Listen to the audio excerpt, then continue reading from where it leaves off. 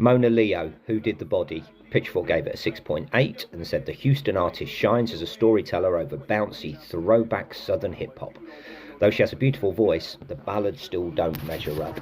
I can't remember many ballads, two maybe. Yeah, I gave the last EP a listen last year, gave it 6 out of 10. I'll leave the review link. Yeah, no messing around, straight in with a full-on beats and a in-your-face voice.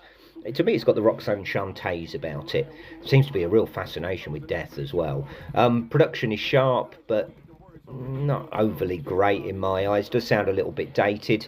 Track 2 has a little bit more light, a little bit too much light maybe. It's sort of a fun gospel thing with a Casio beat. You know, everything apart from her voice is just a little bit too over the pop threshold for me. Not sure the contrast works. Sexy Sultan is the best so far. Nice Kendrick piano hook, but without the production. And yeah, beginning to think that might be an issue here, the production. Compare it with the Princess Nokia album, which it just feels older and maybe a little bit lazier. The heads will be bopping though, and it's enjoyable. The hooks are there on something like Putting Your Dine, but yeah, it all seems to be over too quick. It's not very often I say this, but maybe the tracks are a little bit too short, and by the time you're getting into it, it's sort of over. The strength is in her voice without a shadow of a doubt, and I love that Texas drawl that she's got. You know, nice to hear Lizzo on Freak Show. I loved her album last year, and again, there's just no comparison between the two.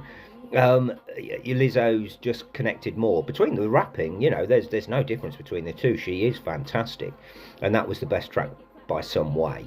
And she can sing as well. You know, Spare Change I enjoyed, you know, when it just embraces that full-on old school Run DMC type beats. But overall, it just sort of happened.